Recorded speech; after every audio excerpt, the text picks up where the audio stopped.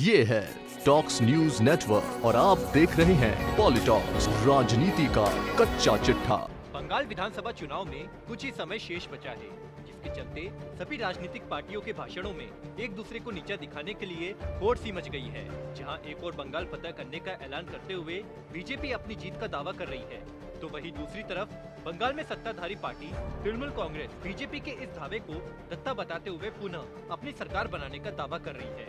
इसी बीच प्रधानमंत्री मोदी के आरोप पर पलटवार करते हुए ममता बनर्जी ने राज्य विधानसभा में बीजेपी पर निशाना साधते हुए कहा कि हमारी सरकार ने 2.5 लाख किसानों के नाम पीएम सम्मान निधि योजना के लिए भेजे थे। हम जानना चाहते हैं कि इन्हें अब तक कोई नगद लाभ क्यों नहीं दिया गया। ममता ने कहा कि हम जानना चाहते हैं कि जो नाम भेजे गए थे उनको अब तक कोई नगद लाभ क्यों नहीं दिया गया। दरअसल रविवार को पश्चिम बंगाल के हल्दिया में आयोजित एक चुनावी सभा के दौरान पीएम मोदी ने अपने संबोधन में कहा था कि पश्चिम बंगाल सरकार राज्य के लोगों को आयुष्मान भारत व पीएम किसान सम्मान निधि जैसी केंद्रीय योजनाओं का लाभ नहीं दे रही है। राज्य में भाजपा की सरकार बनी तो पहली कैबिनेट की बैठक में इन योजनाओं का लाभ देने का निर्णय लेंगे।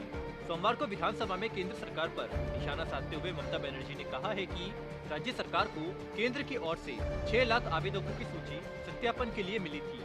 इनमें से 2.5 लाख किसानों के नाम केंद्र को केंद्र के कल्याण कार्यक्रम में मदद के लिए भेजे गए थे।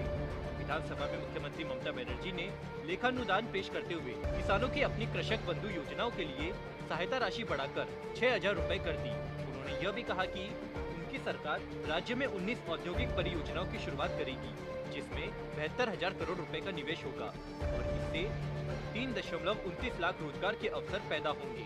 आपको बता दें, बंगाल के किसानों को पहले कृषक बंधु स्कीम में राज्य सरकार 5,000 रुपए सालाना देती थी। अब यह राशि बढ़ाकर 6,000 रुपए कर दी गई है। बता दें, केंद्र सरकार भी पीएम सम्मान निधि के तहत इतनी ही राशि देश भर के पात्र किसानों को 3 किस्तों में देती है। केंद्र सरकार की योजना में छोटे व सीमांत कृषकों को सम्मान निधि दी जाती है। पॉलिटॉक्स ब्यूरो, बंगाल। ये है टॉक्स न्यूज नेटवर्क और आप देख रहे हैं पॉलिटॉक्स, राजनीति का कच्चा चिट्ठा।